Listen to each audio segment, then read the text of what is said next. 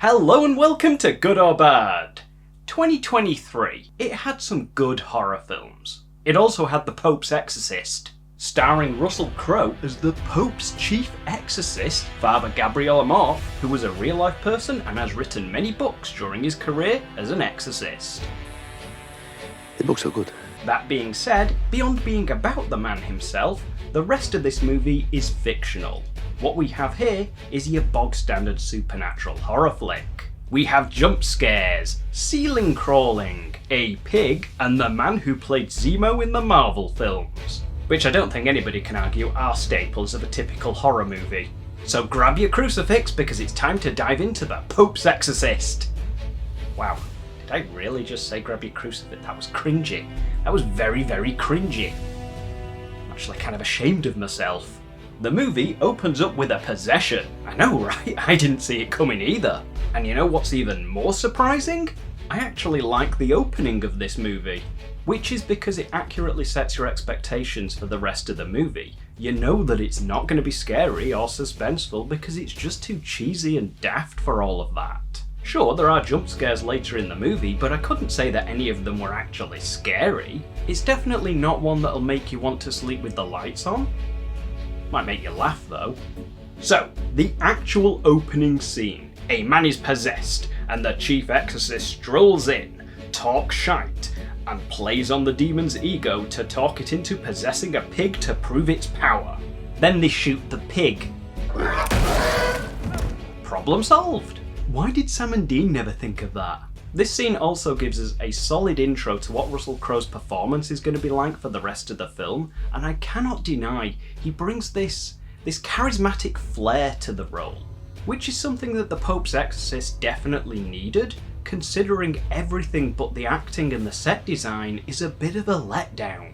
As for the demon itself, I don't know, maybe it's gone back to hell or it's just floating around bodiless, but the lesson to be learnt here is that prayer might be powerful, but a shotgun is a shotgun. Much like the disgruntled pig, it seems that several people in the Vatican are unhappy with his methods. But hey, screw them. He seems pretty pally with the Pope, so who cares? I am the chief exorcist of the Vatican. My position was appointed by my bishop. My diocese is Rome. My local bishop is the Pope.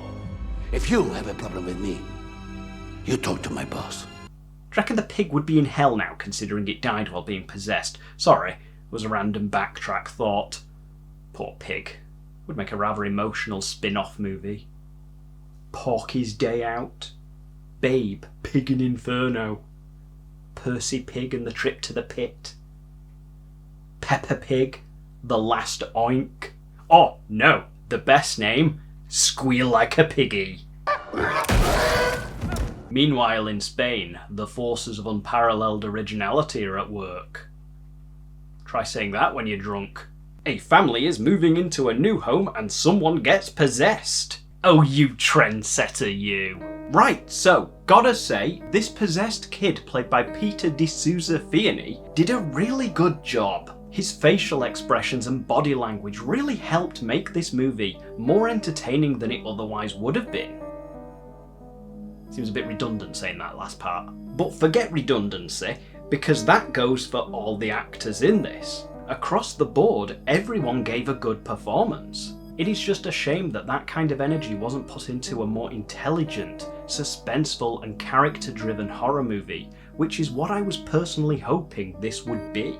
Instead, we just get a pale imitation of The Exorcist. Even the voice work for the demon, as high quality as the voiceover was, it was definitely designed to mimic The Exorcist. Which begs the question, were they going for something that they wanted to be genuinely scary and to shock audiences with, which is why they imitated The Exorcist? But the thing about The Exorcist, as legendary of a horror film as that is, you do have to look at it from a historical perspective.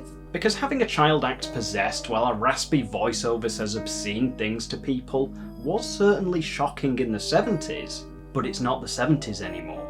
Don't get me wrong, The Exorcist is still very impressive and still holds up as a good horror film, but it's just not that scary, because just watching a little girl swear and saying incredibly obscene things just isn't that shocking anymore.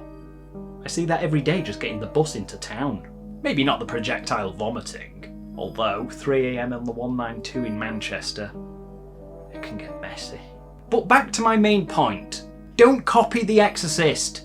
Even the newest Exorcist sequel knew it had to do something different from the original, but that's a story for another day. Whenever the Pope's chief exorcist speaks to this demon, their conversations are entertaining, but they are pure pop psychology at best.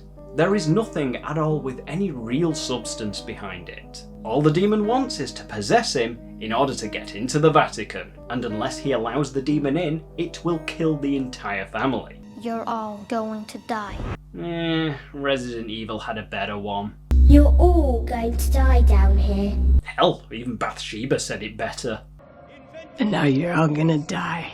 Right, so I am going to spoil the shit out of the end of this movie. So if you care about that and don't want to hear those spoilers, like and subscribe and leave now.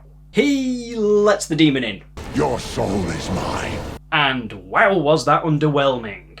All that happens is that co-priest, played by Daniel Zavato, exorcises him as he struggles to regain control. Also, there's all this ancient chamber stuff and Inquisition talk. Specifically, that all the atrocious, horrible acts and murders in the name of God were done because the person who led that chapter of Catholic history was possessed. So the movie is saying that all of the horrible stuff was the devil. But it doesn't really matter because it's still just a run-of-the-mill possession story. But damn, do those sets look cool. Also, that is some really dodgy real estate to inherit. Like, seriously, ugh. Bad luck. And of the Son, and of the Holy Spirit! God! What do you think? Pretty cool, huh?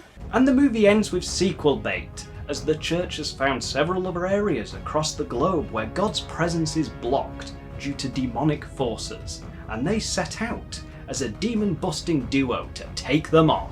Which apparently will happen, and you know what? Good! I hope they do better this time, because I genuinely enjoyed the cast, the characters, and the visuals of this movie. Just do something more interesting. Maybe talk more about his methods and why they were so controversial. Why wasn't everyone in the Vatican happy with him? That could be something worth exploring more than the 5 minutes we got in this movie, which basically amounted to, well, they're young, they don't really know. And if you want to talk about the Inquisition and the atrocities committed back then, actually talk about it. Don't just say, it was the devil! Let's move on! It could have been so much more interesting if the movie had have explored those ideas instead of just glossing over them. It might have even have felt a little bit original, rather than just being a tour of horror tropes through the ages. So hopefully the Pope's Exorcist Part 2 will learn its lesson and up its game, but we shall see. Into the abyss of woe! Overall, I will give The Pope's Exorcist a 5 out of 10, the epitome of average. You've been watching Good or Bad, and if you've enjoyed today's video, please go ahead and hit those like and subscribe buttons, and I will see you next time.